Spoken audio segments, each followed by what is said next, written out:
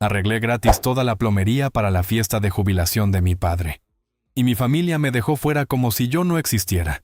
Entonces me fui con la reservación más importante de la noche. Cuando colgué aquella noche, ya sabía que no iba a volver a mirar a mi familia igual. Lo que todavía no sabía era que ellos ya habían tomado una decisión peor. Y que me estaban usando por última vez antes de dejarme fuera. En mi familia, tener tu propio negocio no significaba que hubieras levantado algo serio. Significaba que, si a alguien se le atascaba un váter a las 2 de la mañana, tú ibas, gratis, siempre gratis. Me llamo Dani, tengo 33 años y soy fontanero. Con carné desde hace 11. Monté la empresa desde cero. Saqué la certificación de oficial a los 27, y ahora llevo una cuadrilla de 4 tíos que hace desde desatascos de urgencia hasta instalaciones completas en locales y naves. Empecé con 19, en el taller de mi tío, dejándome las rodillas debajo de casas viejas y aprendiendo el oficio como se aprende de verdad. Tarde, cansado y manchado hasta el cuello. Soy bueno en lo mío. Y justo por eso mi familia lleva años tratándome como su servicio técnico particular, disponible 24 horas, 7 días a la semana, en un radio de 50 kilómetros, sin factura y sin rechistar. Al principio eran favores normales. Mi madre quería cambiar un grifo.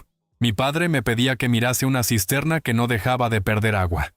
Cosas pequeñas. Cosas que haces sin pensar porque te repites lo de siempre. Para eso está la familia. Uno ayuda y ya está. El problema es que, en algún momento, ayudar dejó de ser ayudar, y pasó a significar que yo tenía que dejarlo todo cada vez que alguien oía un goteo detrás de una pared. Mi hermana Lucía tuvo una tubería reventada en enero. Conduje 40 minutos a las 2 de la mañana, con una helada que te mordía las manos.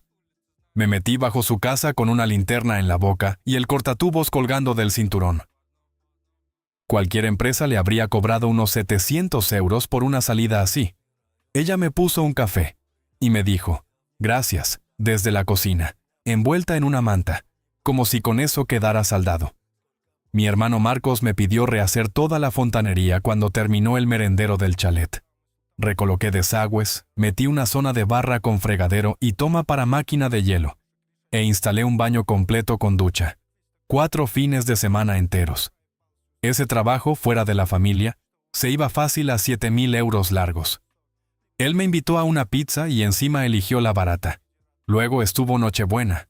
Su mujer, Sara, metió media patata en el triturador del fregadero y me tocó ir a sacarla mientras todos los demás cenaban. Yo, arrodillado en el suelo, con la mano metida en una caja de cuchillas bloqueadas, oyéndoles brindar al otro lado de la puerta. Bienvenidos a mi canal. Quiero agradecer a todos los que ven y escuchan este video. Suscríbete al canal y ayúdame a llegar a los 5,000 suscriptores. Además, dale me gusta a esta historia. Me esfuerzo mucho en crear cada historia para cada uno de ustedes. Por favor, comparte el video con tus amigos. ¡Disfrútalo! Nadie vino a relevarme. Nadie dijo, siéntate, cenamos cuando acabes. Solo el ruido de los cubiertos y las risas, como si yo formara parte de la instalación de la casa. La casa de mis padres directamente la he mantenido yo desde los 22. He cambiado el termo. Hice una sustitución completa de tuberías cuando las líneas viejas empezaron a pudrirse por dentro. Reformé 2 baños. Actualicé la cocina. Incluso monté una ducha a efecto lluvia de esas de revista que mi madre vio en una foto, y decidió que necesitaba sí o sí. Algunas piezas las pagué yo porque ella soltó, con esa naturalidad que da más rabia que un grito, que ahora mismo no podían permitírselo. Nunca monté una escena, nunca pasé presupuesto. Iba, lo hacía y me volvía a casa. A veces me daban las gracias, a veces ni eso. Y yo seguía diciéndome que era lo normal. Yo ponía la fontanería. Marcos, que es asesor fiscal, seguramente les ayudaría con declaraciones y papeleos. Lucía, que trabaja organizando eventos, seguro que se encargaba de reuniones, comuniones, cumpleaños. Eso pensaba yo. Hasta que un día, casi por accidente, me enteré de cómo funcionaba de verdad el reparto. Marcos no les había hecho una sola declaración gratis. Ni una. Siempre los mandaba a su despacho y se les cobraba tarifa completa, como a cualquiera.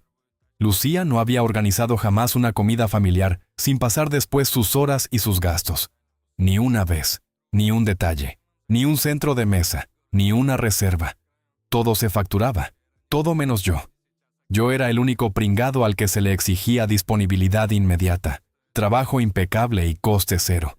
El único que tenía que sonreír encima. Y entonces llegó la semana de la jubilación de mi padre. Ahí fue cuando la cosa dejó de oler mal y empezó a pudrirse del todo. Mi madre me llamó un domingo por la noche, mientras yo estaba tirado en el sofá viendo el partido, muerto después de una semana de obras. Me dijo que la fiesta sería el sábado y que, antes de que llegaran los invitados, necesitaban que me pasara a mirar una fuga pequeña debajo del lavabo del baño. Una tontería. 20 minutos, me dijo. Como mucho. Lo dijo tan deprisa que parecía ensayado. Fui el martes por la noche, 40 minutos de coche después de un día de 10 horas metiendo una acometida general de agua en un restaurante nuevo. Tenía la espalda destrozada, los nudillos abiertos de pelearme todo el día con cobre y racores. Lo único que quería era sentarme y comer algo que no saliera de una máquina. Pero fui. Claro que fui. La fuga pequeña no tenía nada de pequeña. Las llaves de escuadra estaban comidas por dentro. Los latiguillos tenían tanta corrosión que el mallado de acero empezaba a separarse de los racores. En cuanto toqué una de las conexiones, noté esa vibración seca que te avisa de que, si aprietas medio giro de más, aquello revienta. Me quedé agachado unos segundos, con la linterna alumbrando el óxido, escuchando a mi madre moverse por el pasillo como si aquello siguiera siendo una visita de cortesía. No eran 20 minutos, y los dos lo sabíamos. Cuando cerré la puerta de la furgoneta, ya había decidido algo que no tenía vuelta atrás. Ellos pensaban que yo no pintaba nada en esa fiesta. Yo empecé a pensar lo mismo, pero de otra manera. La llave de paso estaba totalmente agarrotada por cal. De esas que ni tocas porque sabes que en cuanto intentes girarla, el vástago se parte y te deja la casa inundada. El sifón tenía una fisura fina, casi invisible, pero suficiente para dejar escapar ese olor ácido de alcantarilla que te golpea en cuanto abres el mueble. Lo noté al instante, ese olor que se queda pegado a la garganta. 2 horas y media después, terminé. Cambié latiguillos, monté válvulas nuevas, puse un sifón limpio. Todo perfecto, todo silencioso. Todo pagado de mi bolsillo porque salir a por material habría alargado aún más la noche. 300 euros cargados a mi tarjeta sin pensarlo demasiado. Como siempre. Mientras recogía las herramientas, escuché a mi madre en la cocina. Su voz rebotaba por toda la casa. Coordinaba el catering, repasaba el horario. Confirmaba que el plano de mesas ya estaba cerrado. Le insistía a mi tío Óscar que la hora había cambiado, que ahora era a las 4 en vez de a las 5. Todo encajaba. Todo estaba cerrado. Todo menos yo. Entré en la cocina aún con la llave inglesa en la mano. Le pregunté a qué hora tenía que ir el sábado. Lo dije como si fuera obvio, como si mi sitio estuviera ya decidido. Y entonces lo hizo. Esa media sonrisa tensa, ese gesto mínimo que aparece justo antes de soltar algo que no quieres oír. Colgó el teléfono despacio, como ganando tiempo. Dijo que la fiesta iba a ser pequeña, muy íntima, solo familia directa. Me quedé mirándola. Le recordé, sin levantar la voz, que yo era su hijo. Familia directa. Y que acababa de escuchar cómo confirmaba la asistencia del tío Óscar, que aparece cada 4 años como mucho y vive en la otra punta del país. Ahí empezó a tropezar con las palabras. Espacio limitado. Número cerrado con el catering. Lo incómodo que sería cambiarlo ahora. El plano de mesas ya hecho. Excusas que sonaban bien si no pensabas demasiado. Yo estaba allí, con la ropa de trabajo aún puesta, las manos negras de haber arreglado su casa una vez más, escuchando a mi madre explicarme por qué no estaba invitado a la jubilación de mi propio padre. 4 días después, en esa misma casa, la misma que llevo 11 años manteniendo como si fuera mía, dijo que no era nada personal, que ya haríamos algo nosotros. Otro día, quizá la semana siguiente. Asentí. Ni una queja, ni una discusión. Guardé las herramientas en silencio y salí. Ella me siguió hasta la calle, todavía hablando, todavía justificándose. Dijo que estaba siendo dramático, que no entendía por qué me lo tomaba así, que al final solo era una fiesta. Abrí la puerta de la furgoneta, arranqué, me fui sin mirarla. sin responder, sin darle nada. Lo que no sabía, lo que ninguno de ellos sabía, es que 3 meses antes yo ya tenía preparado el verdadero regalo. Un viaje de una semana a un resort en la costa del Pacífico, en Costa Rica. Playa Azul Beach Club. Habitación con vistas al mar. Upgrade a categoría superior. Todo incluido. Traslados. Todo cerrado. 2.300 euros. Un año entero ahorrando. Horas extra. Trabajos que acepté cuando estaba agotado. Fines de semana que no descansé.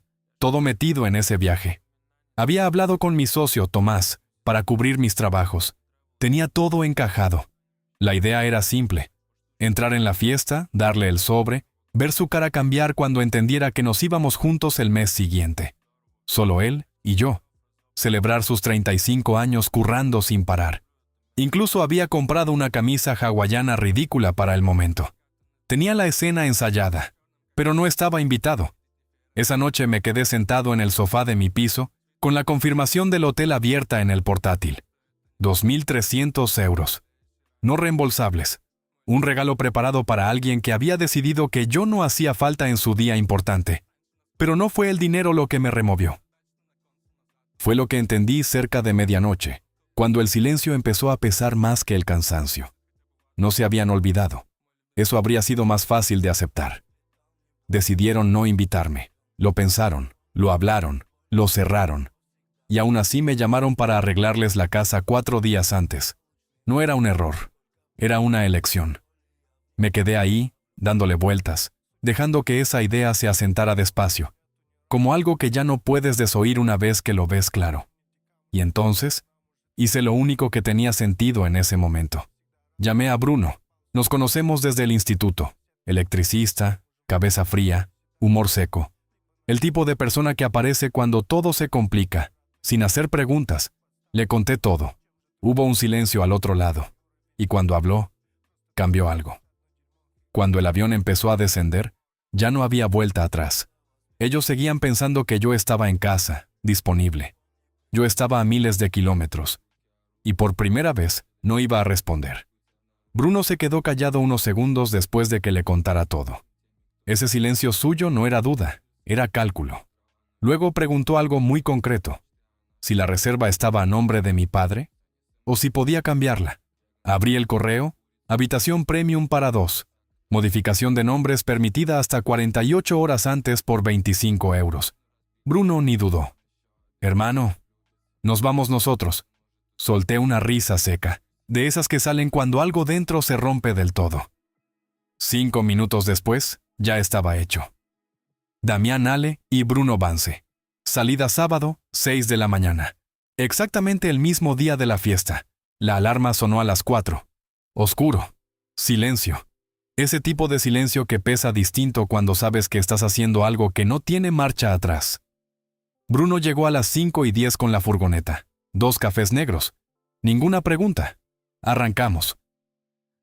Mientras en casa de mis padres empezarían a colocar sillas, a sacar bandejas, a fingir que todo estaba perfecto. Nosotros íbamos camino al aeropuerto con el estómago vacío y algo más denso que el cansancio empujándonos por dentro. Escribe en los comentarios qué opinas de esta situación, cómo la manejarías. Valoro la opinión de todos. A las 8 ya estábamos en el aire.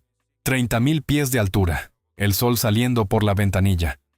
Bruno pidió un refresco de jengibre y se puso a leer una revista cualquiera.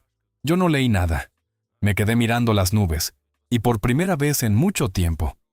No sentí presión, solo alivio. El móvil estaba en modo no molestar. Solo 3 contactos podían atravesarlo. Bruno, mi socio Tomás, y la señora Elvira, mi vecina, que siempre me riega las plantas cuando me voy.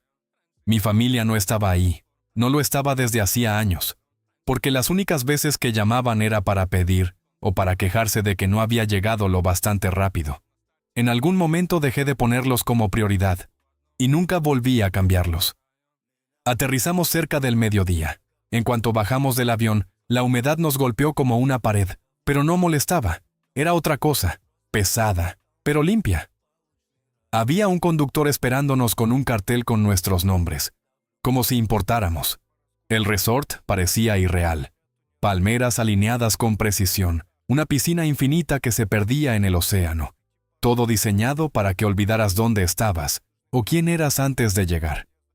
La habitación tenía un balcón abierto al Pacífico, 2 sillas, horizonte azul hasta donde alcanzaba la vista. Me quedé de pie unos minutos, sin hacer nada, sin que nadie me llamara, sin que nadie necesitara nada. Bruno salió con el menú del todo incluido y dijo que íbamos a comer gambas en cada comida, solo porque podíamos. Nos cambiamos. Playa. Batidos de fruta que sabían a algo que no tenía que ver con mi vida de antes. Y mientras tanto, en Madrid, la fiesta iba bien, hasta que dejó de irlo. Esto lo supe después, por Andrés. Fontanero también, de los que no exageran. Aproximadamente 2 horas después de empezar la fiesta, alguien tiró de la cadena en el baño de arriba, el mismo que yo había arreglado 4 días antes. Lo que mi madre olvidó mencionar es que llevaba meses tirando toallitas húmedas por ese inodoro. Paquetes enteros, semana tras semana. Cualquiera del gremio sabe lo que eso significa. No se deshacen, se acumulan, esperan. Forman un tapón silencioso en la bajante hasta que algo lo rompe en el peor momento posible. Y ese momento llegó. No fue gradual, fue violento. El váter colapsó.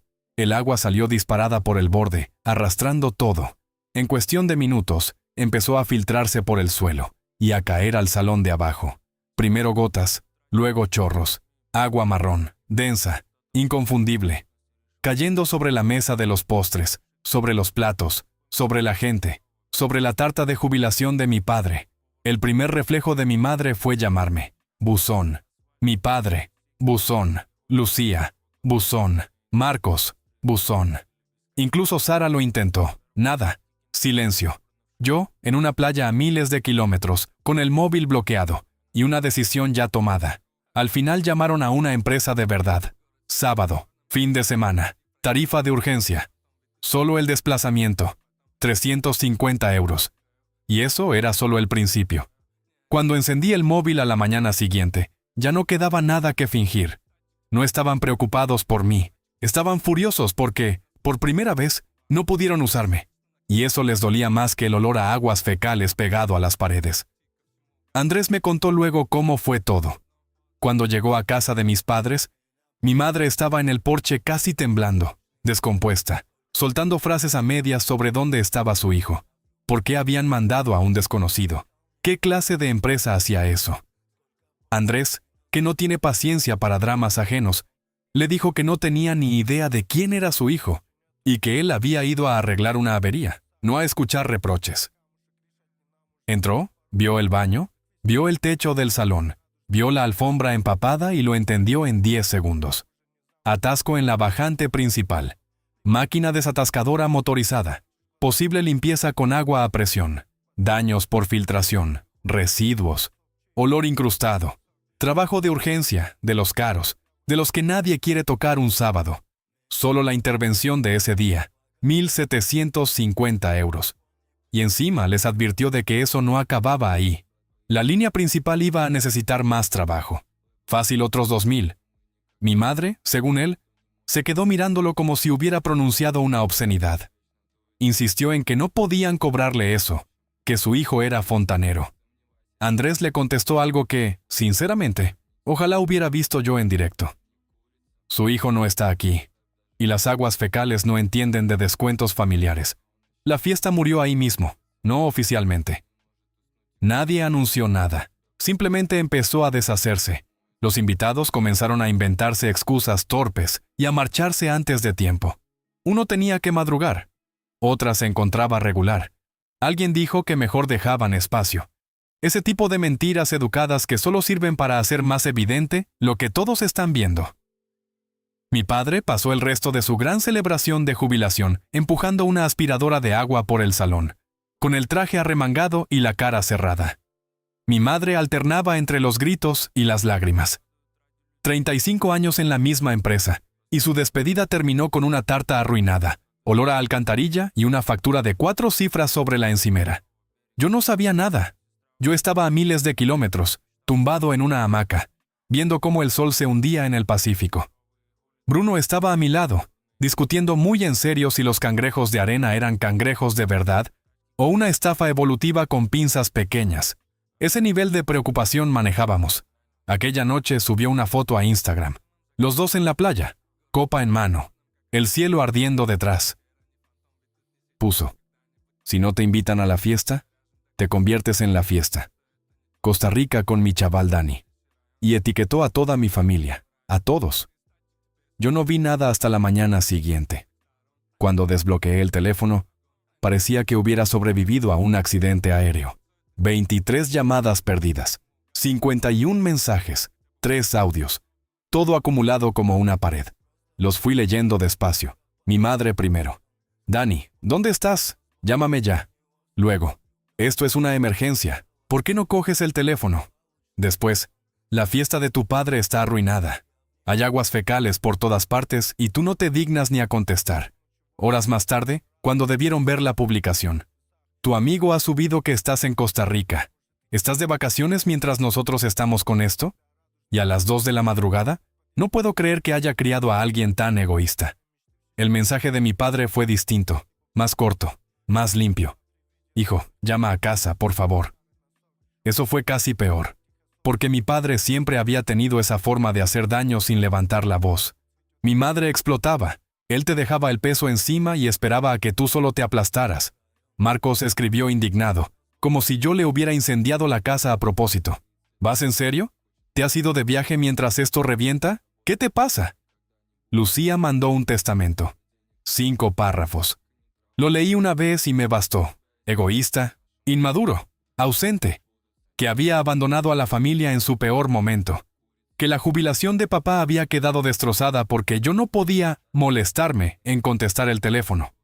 Remató diciendo que estaba preocupada de verdad por mi salud mental y que quizá debería hablar con alguien. Ese detalle me hizo sonreír. No por gracia, por claridad. Siempre hacen eso. Te exprimen, te apartan, y cuando reaccionas, intentan convertirte en el problema. Le enseñé los mensajes a Bruno durante el desayuno. Los leyó sin prisa, dio un sorbo largo al café y soltó: bueno, al menos ya saben lo que cobra un fontanero. Y seguimos desayunando. Los 6 días siguientes fueron exactamente lo que tenían que ser. Snorkel en agua tan transparente que daba rabia mirarla. Pescado recién hecho frente al mar. Atardeceres imposibles, como si alguien hubiera saturado el cielo a propósito. El móvil siguió en no molestar todo el viaje. Las notificaciones se acumulaban. Lo veía por el número rojo en la pantalla, pero no abría nada. Cualquier incendio que estuviera ardiendo en casa no lo iba a apagar yo. Volvimos el domingo por la noche. 8 días después. Sol, silencio, distancia. Y durante un rato, apenas 45 minutos quizá, sentí algo que no recordaba, la cabeza limpia. Se me pasó al entrar en mi urbanización. Eran casi las 9. Giré hacia mi plaza y vi los coches antes que a ellos. Estaban colocados como si hubieran montado guardia. Mi madre, mi padre, Lucía, Marcos y Sara, la mujer de Marcos, todos repartidos por el aparcamiento con esa quietud artificial de la gente que lleva demasiado tiempo esperando una pelea. Conociendo a mi familia, seguramente llevaban horas allí. Mi madre fue la primera en verme. Echó a andar hacia mí incluso antes de que apagara el motor. Rápido, tensa, con la cara desencajada. Y en cuanto abrí la puerta del coche, empezó.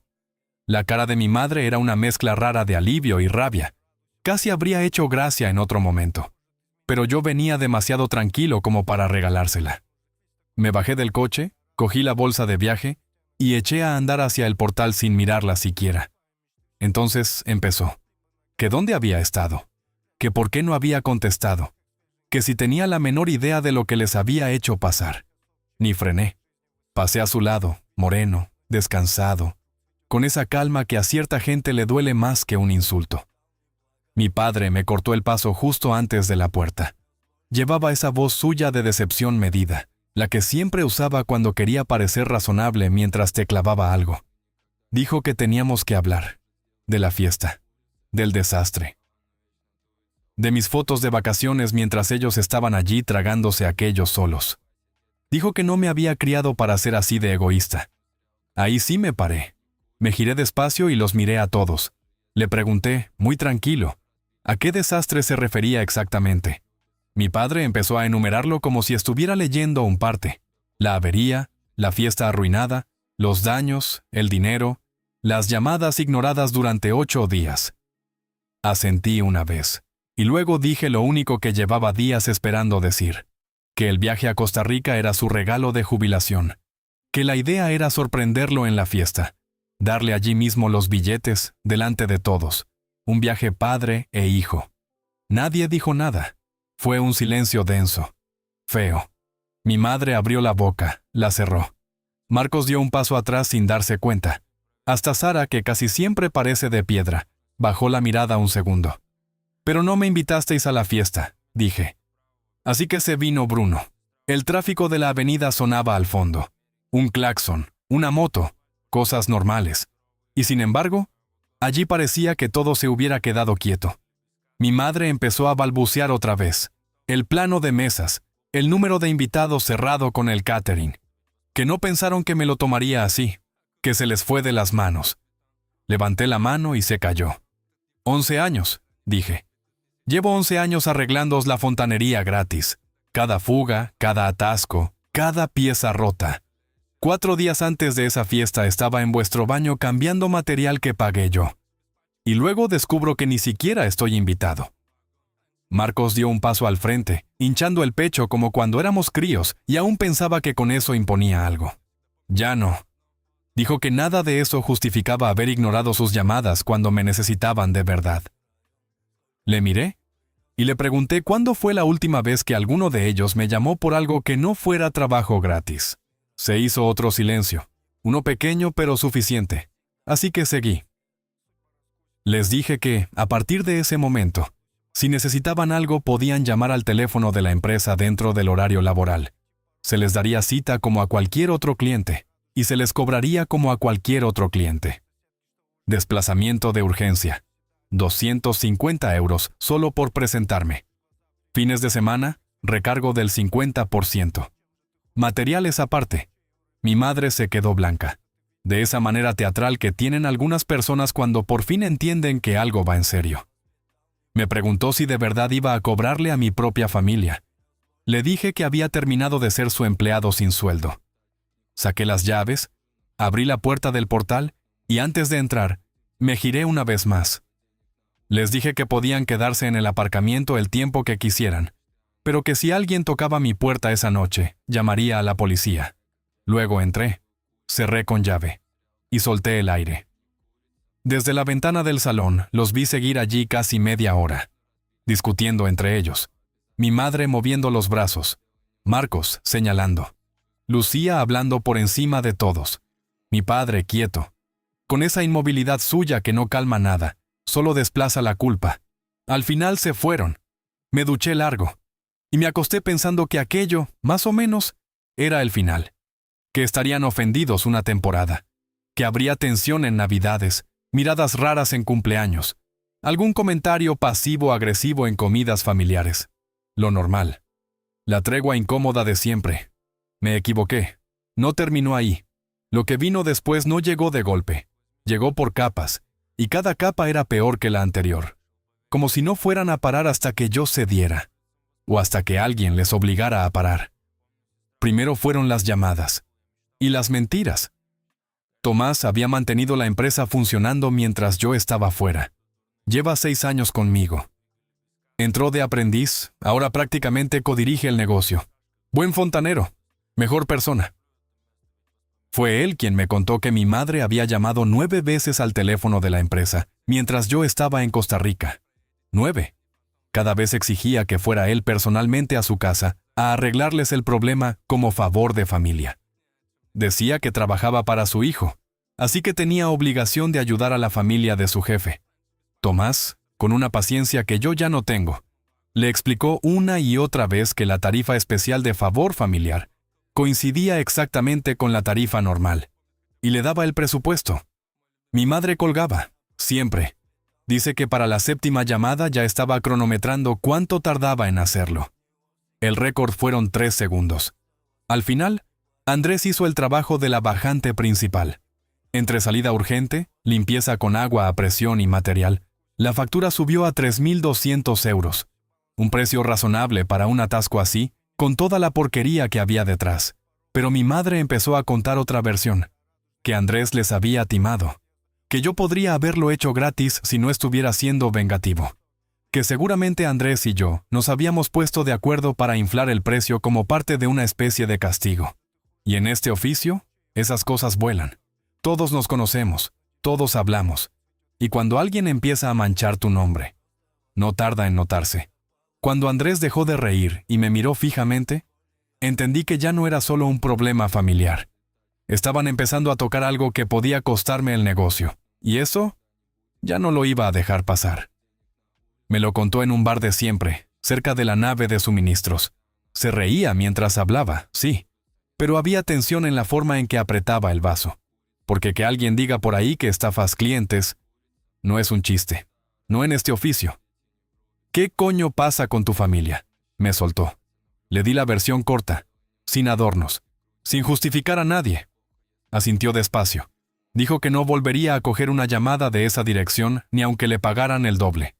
Pero ellos no pararon. Cambiaron de táctica.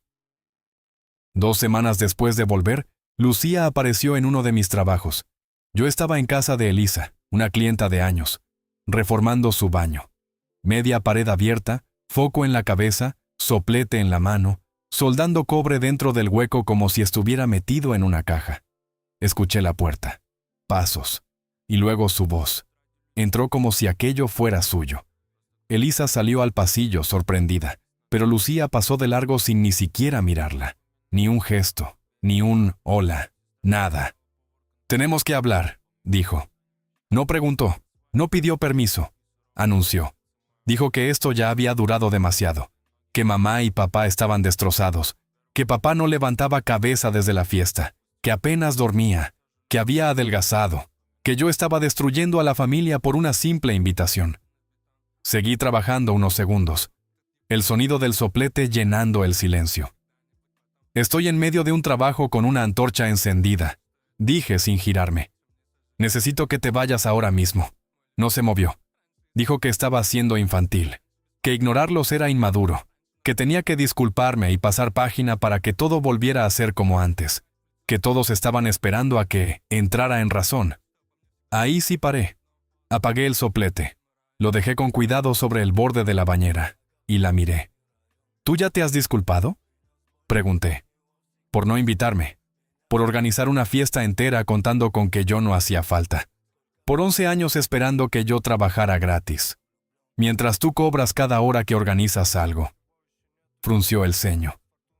«Eso no es lo mismo». «Explícame por qué no». No supo.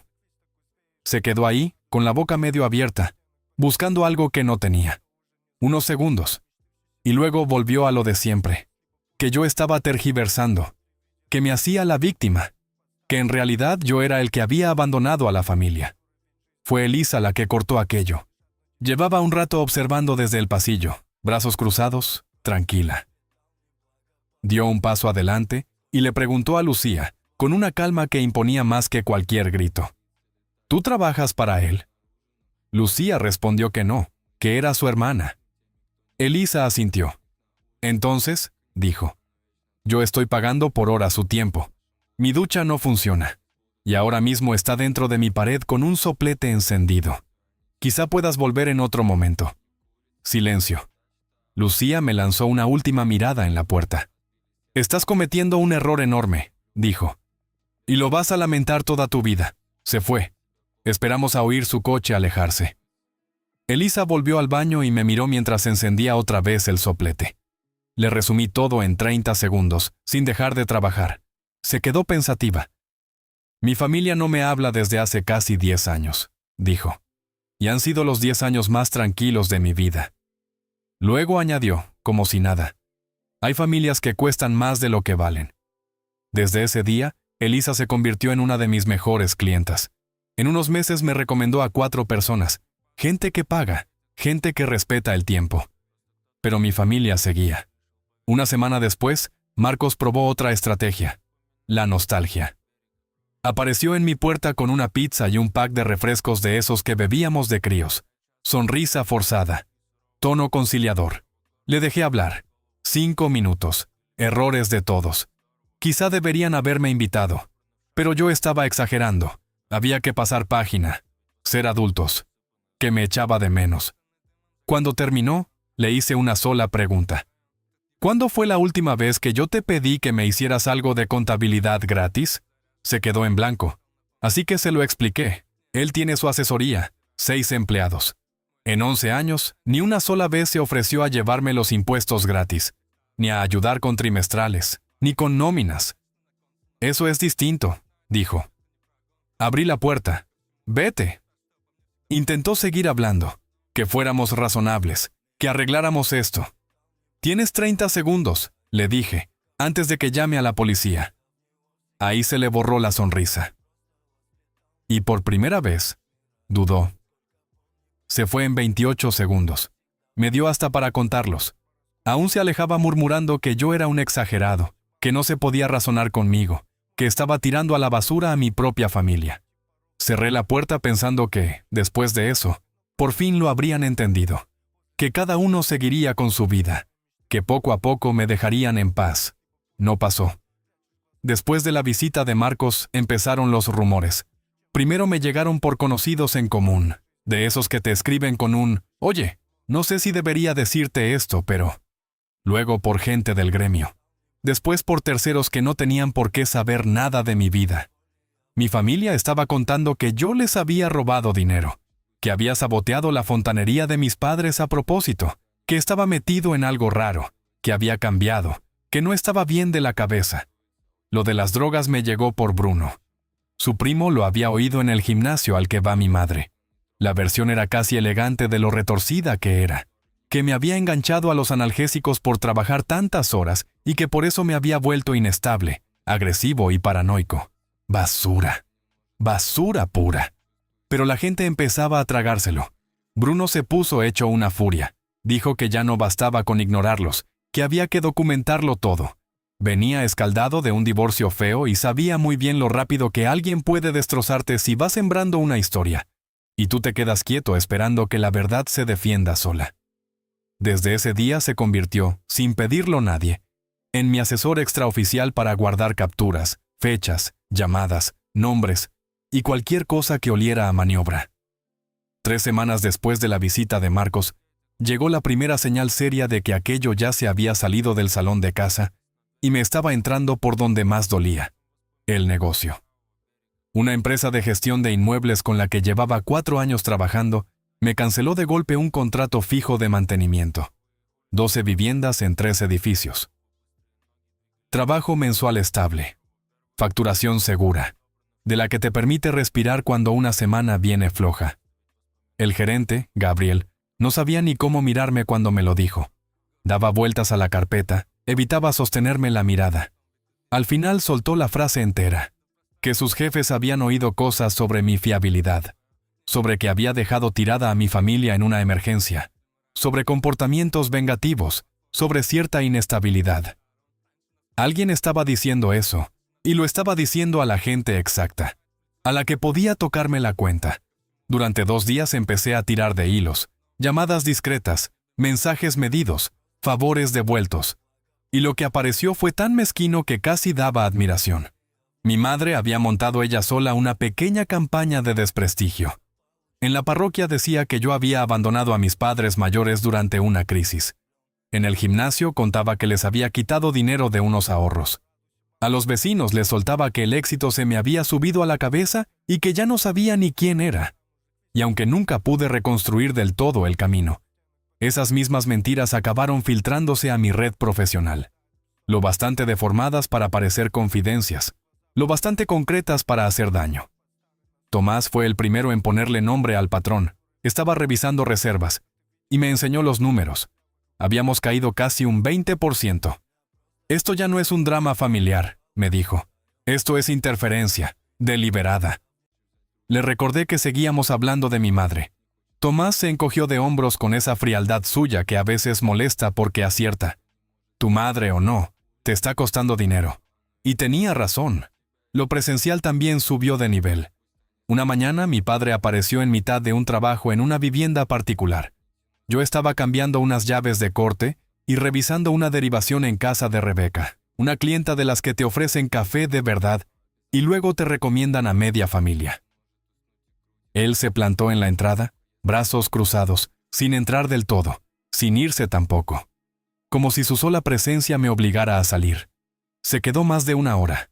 Rebeca terminó asomándose, le dijo 2 veces que se marchara, y a la tercera le soltó que iba a llamar a la policía. Entonces, sí se fue. Pero el ambiente ya estaba roto. Ella me pidió que acabara cuanto antes. Me pagó. Correcta. Educada. Sin la charla de siempre. Sin esa confianza tranquila que cuesta años construir y 5 minutos contaminar. Mi madre fue peor. Convenció a un vecino para que la dejara entrar en mi edificio diciendo que venía a darme una sorpresa por mi cumpleaños. Mi cumpleaños es en marzo. Esto era agosto. Subió y se pasó 45 minutos golpeando la puerta. Primero llorando, luego suplicando, luego acusando, luego otra vez llorando. Un bucle. Como si cambiando de registro fuera a abrirle. No lo hice. Le grité desde dentro que llamaría a la policía. Se marchó cuando oyó sirenas por la calle, aunque ni siquiera venían por ella. Y aún así, siguieron. El punto de ruptura llegó un jueves por la mañana, a principios de septiembre. Tenía una reunión con un posible cliente comercial en el centro de Madrid. Quique. Estaba a punto de abrir un restaurante de producto de temporada, cocina vista, carta corta, ese tipo de sitio que sale bien si se hace bien desde el principio. Necesitaba una evaluación completa de la fontanería de cocina antes de abrir. Bajantes, presión, desagües, trampa de grasas, todo. Ese era justo el tipo de proyecto por el que llevaba años dejándome la espalda. Obra seria, buen presupuesto, posibilidad de mantenimiento futuro. Y Quique, además, parecía de los buenos. Preguntaba con criterio, escuchaba, no iba de listo. Íbamos recorriendo el local mientras me lanzaba preguntas precisas. Capacidad de evacuación, consumo simultáneo. Si la arqueta estaba bien planteada para el volumen que quería mover. Yo iba respondiendo, explicando opciones, notando esa seguridad limpia que da saber exactamente de lo que hablas. Ya estaba haciendo números mentalmente. Entonces entró Marcos. Por la puerta principal. Como si tuviera derecho. Me había seguido hasta allí. Seguramente llevaba rato esperando en el coche, vigilando, hasta ver aparecer a mi cliente. Como un acosador torpe con camisa planchada. Sin conocer de nada a Quique, sin saludar, sin medir ni un segundo el lugar en el que estaba. Empezó a hablar en voz alta de lo de la familia. Como si estuviéramos en la cocina de mis padres, y no en el futuro negocio de otra persona. Dijo que yo estaba abandonando a nuestros padres, que la salud de mi padre empeoraba por el estrés, que todos estaban preocupados por mí. Quique nos miró a los dos, incómodo, muy quieto, y en ese instante supe que mi hermano acababa de cruzar una línea distinta, una que ya no se arreglaba hablando. En el momento en que me agarró del brazo, dejó de ser una escena incómoda. Se convirtió en otra cosa, y lo peor no fue que mi hermano lo hiciera. Fue ver en la cara de mi cliente que, hiciera yo lo que hiciera a continuación, algo ya se había roto. Toda la confianza que habíamos construido en esa visita desapareció en segundos. Le dije a Marcos que se largara, que estaba en una reunión de trabajo, que ya había cruzado suficiente. No solo no se fue, levantó aún más la voz. Dijo que yo no podía seguir huyendo de esto, que tenía que dejar de comportarme como un egoísta, volver a casa y pedir perdón como un hombre. Lo soltó allí, en mitad del local vacío, con el eco devolviendo cada palabra, y Quique observando la escena como quien se da cuenta demasiado tarde de que ha entrado en el sitio equivocado. Vi a Quique dar un paso atrás. Fue pequeño, casi nada, pero lo vi. Ese gesto que dice, estoy recalculando si quiero meterme aquí. Marcos se me acercó hasta quedarse pegado a mí, cara a cara.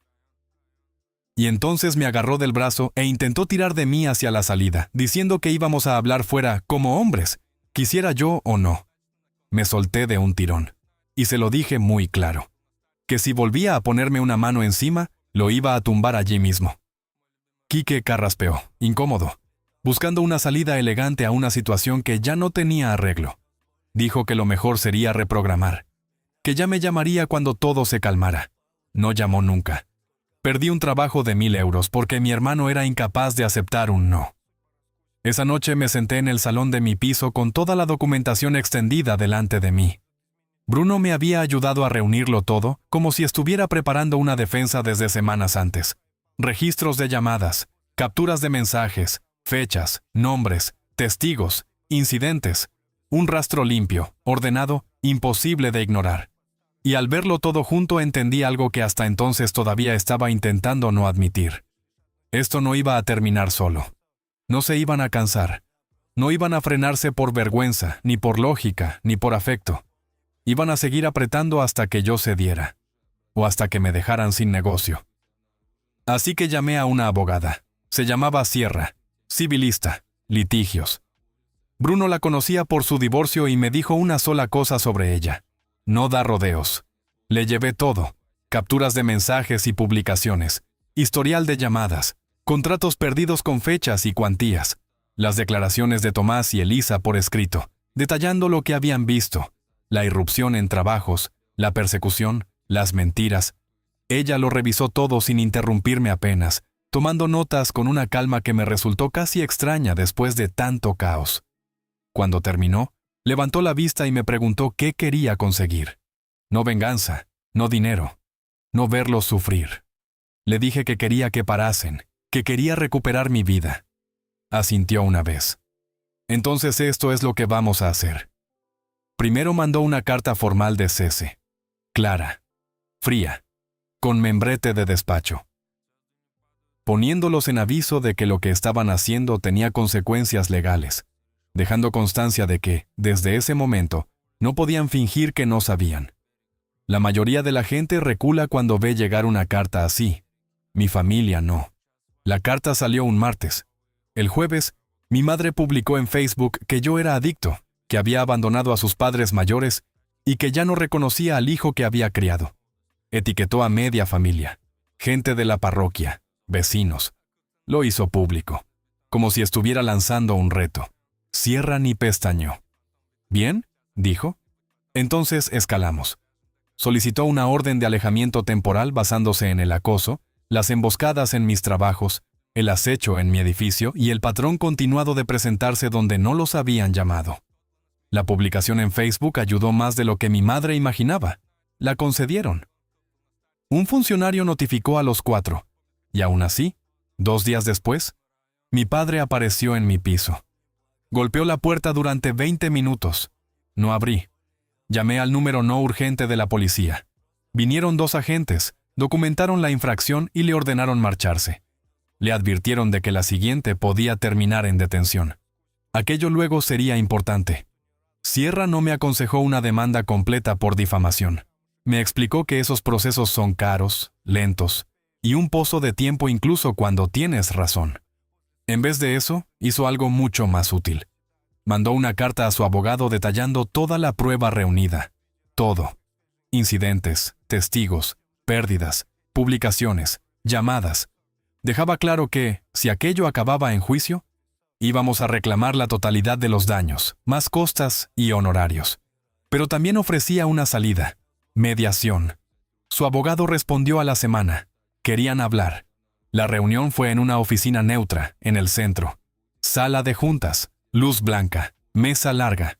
Mediador, los 2 abogados, ellos, Tomás y yo. La primera vez que volvía a sentarme frente a mi familia desde aquella noche en el aparcamiento. Mis padres tenían mala cara, cansados, gastados. Marcos estaba con los brazos cruzados, cerrando la mandíbula cada pocos segundos. Lucía ni siquiera sostenía la mirada. El abogado de ellos arrancó con el discurso esperado. Que las emociones habían escalado. Que todos lamentaban cómo se habían desarrollado las cosas. Que quizá aún se podía encontrar un camino para reparar la relación y empezar a sanar. Sierra lo cortó en seco. No estamos aquí para reparar ninguna relación. Estamos aquí para fijar términos que hagan que esto termine. Y entonces puso las condiciones sobre la mesa. Debían mantenerse a más de 150 metros de mí, de mi casa, de la empresa y de cualquier lugar de trabajo donde yo estuviera. Cero contacto, ni directo ni indirecto. Retractación por escrito enviada a todas las personas a las que habían mentido. Y 14.000 euros por pérdidas de negocio documentadas. Se revolvieron al instante, que era demasiado dinero, que las retractaciones eran humillantes, que no tenían por qué admitir nada, que esto se estaba llevando demasiado lejos. Y ahí fue cuando Sierra hizo lo que mejor sabía hacer. Les dejó muy clara la alternativa. Cuando el mediador volvió a sentarnos, ya no había margen para fingir que esto era un malentendido. O aceptaban, o todo salía a la luz. Sierra lo dejó cristalino. Teníamos la violación documentada de la orden por parte de mi padre. Las publicaciones de mi madre en Facebook, llamándome adicto, hechas después del cese formal. Testimonios de clientes, contratos perdidos. Un rastro de pruebas limpio, ordenado y difícil de desmontar. Si esto va a juicio, dijo, no serán 14.000, será más, y será público. Ahí se rompió algo. El mediador pidió un receso, nadie discutió. Cuando volvimos, habló su abogado. Aceptaban, sin juicio, sin sala llena, sin testigos, sin titulares, solo papeles y un cheque. Las cartas de retractación salieron la semana siguiente. Mi madre tuvo que enviarlas una por una, a la gente de la parroquia, a las del gimnasio, a vecinos, a todos los que habían escuchado su versión. En cada carta dejaba claro que había mentido, que no hubo robo, ni sabotaje, ni consumo de sustancias. Negro sobre blanco, sin matices, sin rodeos. El dinero llegó 2 semanas después, 14.000 euros. Supe por mi tío Óscar que tuvieron que tirar de ahorros para pagarlo. También dijo algo que no esperaba, que, en su opinión, yo había hecho lo correcto. La orden de alejamiento se mantuvo. Un juez la hizo permanente en una vista rápida donde nadie puso objeciones. Y cuando salí de allí, no sentí victoria, ni alivio épico, solo una cosa: silencio. El tipo de silencio que no había tenido en años. Los meses siguientes fueron tranquilos. De verdad tranquilos. Sin aparecer en obras, sin mensajes, sin llamadas, sin rumores nuevos, sin nadie llamando a mi puerta como si yo fuera una herramienta olvidada en su casa. Empecé a reconstruir, poco a poco. Algunos clientes volvieron cuando la verdad empezó a moverse. Las retractaciones ayudaron. Gabriel, el de la empresa de gestión, me llamó personalmente. Se disculpó. Me preguntó si estaría dispuesto a retomar el contrato. Le dije que sí, a mis tarifas, sin descuentos. Dijo que le parecía justo. Elisa siguió recomendándome. 4 amigos suyos acabaron siendo clientes fijos, gente que paga a tiempo, gente que entiende el valor del trabajo bien hecho. Andrés empezó a pasarme trabajos cuando se le llenaba la agenda. A veces comíamos juntos y compartíamos historias de clientes imposibles. Ese tipo de conversaciones que solo entiende quién ha estado con medio cuerpo metido en una pared a las 8 de la tarde. Tomás y yo contratamos a un chaval, Felipe, recién salido de la escuela de oficios. Buenas manos, ganas de aprender. Mientras tanto, fuera de mi vida. Las cosas también cambiaban. El círculo social de mis padres se redujo bastante después de las cartas. A la gente no le gusta descubrir que le han mentido en la cara. El matrimonio de Marcos empezó a tambalearse. Sara, que apenas hablaba, al parecer tenía mucho que decir cuando se supo todo. Lucía se fue a otra ciudad por trabajo, oficialmente. Pero por cómo ocurrió, sonaba más a huida que a oportunidad. Yo no llamé, no escribí, no intenté arreglar nada. Y por primera vez en mucho tiempo, no sentí ese tirón constante, esa obligación invisible que había dirigido cada decisión durante años. Mi vida volvió a ser mía. Trabajo con gente que respeto. Cobro por lo que hago. Y las personas que tengo cerca están porque quieren estar. No porque necesiten algo. Y honestamente, eso basta. Porque al final entendí algo que nadie me había dicho antes. No todas las familias se rompen de golpe. Algunas se desgastan. Hasta que un día, simplemente decides no seguir reparándolas.